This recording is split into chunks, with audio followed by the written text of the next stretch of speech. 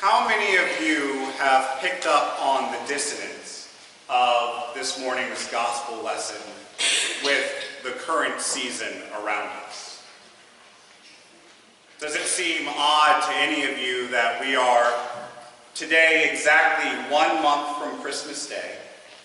Next Sunday starts the season of Advent, where we prepare for the birth of Jesus, and we hear Christmas songs in the stores. We've been hearing it for a month or two now at this point.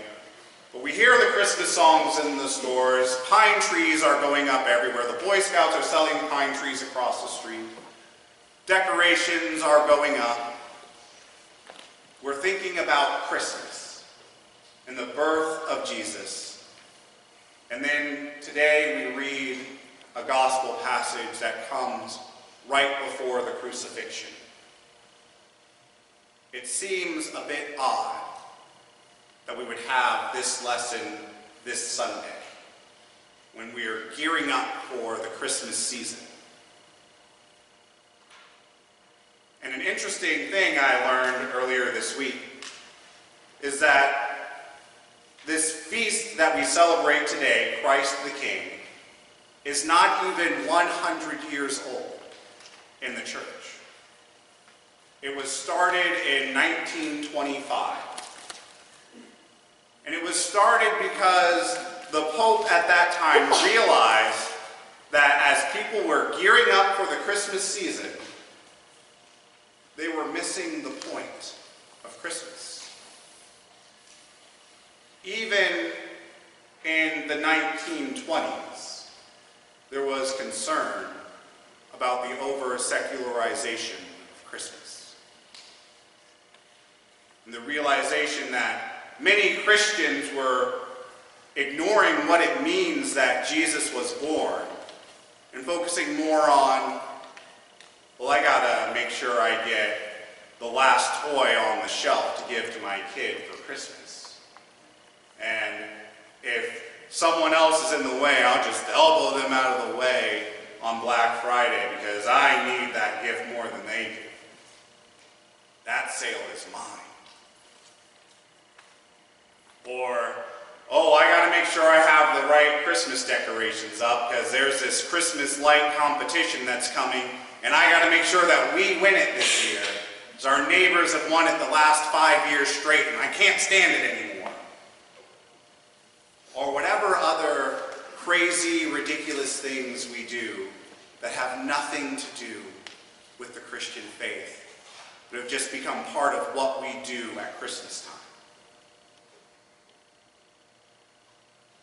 And so, the Feast of Christ the King was instituted as a day to remember what it really means, what we're really celebrating on Christmas Day. Because yes, it would be amazing if the story ended with God deciding, you know what, I want to be closer to my creation, so I will become a human being and live and walk among them. That would be an amazing story. But that's not the end. The story goes on to show a God who not only came and lived and walked among us, but had compassion for us, that served us, that did miracles in front of groups of people, fed thousands of people who needed it, healed the sick. He even rose the dead. And then, after all of that, allowed betrayal to happen, allowed himself to be handed over to the powers that be so that he could be mocked and scorned and tortured and executed on our behalf, only to rise again from the grave, defeating death once and for all for us. That's the God who was born on Christmas Day. That's what we're celebrating an even more amazing story. And so this Christ the King Sunday, we remember that Jesus came to establish the kingdom of God. Because as he said to Pilate, my kingdom is not from this world. Because the truth is, there is nothing this world could offer that compares to the kingdom of God. Because this world all too often falls short. This world all too often relies on domination, fear, scarcity, oppression. All too often, power is seen as something that must be grasped and held on to and attained for oneself. But the kingdom of God is so very different from that. Because there's only one rule in the kingdom of God: love. A love so powerful, so deep and unconditionally towards you and me, that there's not one single thing we could ever do to make it go away.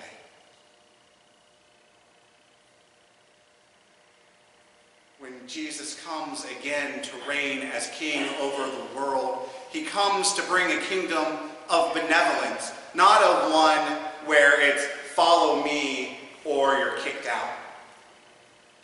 Not one of get with my program or be enslaved and be forced to follow along and do whatever I say. But Christ comes to be among us again, to look each and every one of us in the eye, to look into our very souls and see every single fault, every single failure that exists within us and say, I love you anyway. Just because you were made by a heavenly Father. And that love is not just for the people gathered here this morning, but it's for all the people out there. All the people that you run into when you leave this place. Every single person is a child of God, and God is coming back to claim each and every one of them, to make the kingdom of God real.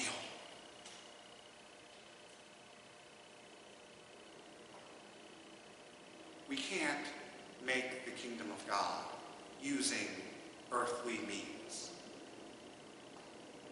It can't happen.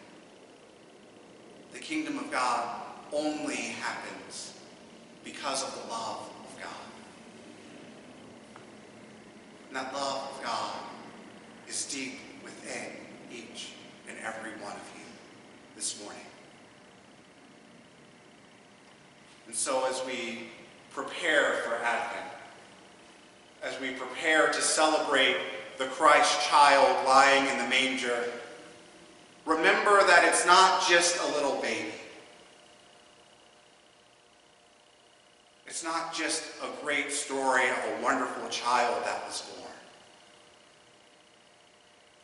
But it's the very incarnation of God, who will go through whatever it takes to let you know that you are loved.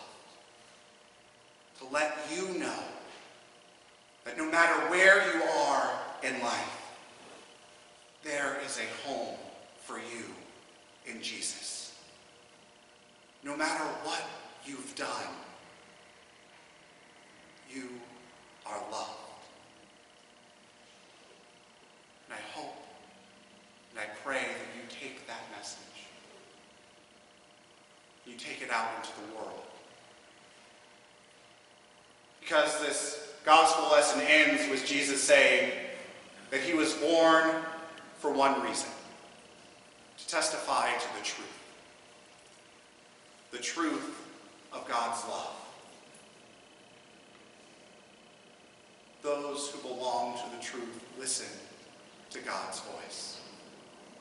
I pray that you hear God's voice speaking to you, that you hear whatever God is calling you to, and you respond readily, that you leap to do whatever God is calling you to do, because only when each and every one of us lives as though we are loved beyond measure, to the point we can't help but extend that love to everyone else, only then will the kingdom of God be known on earth.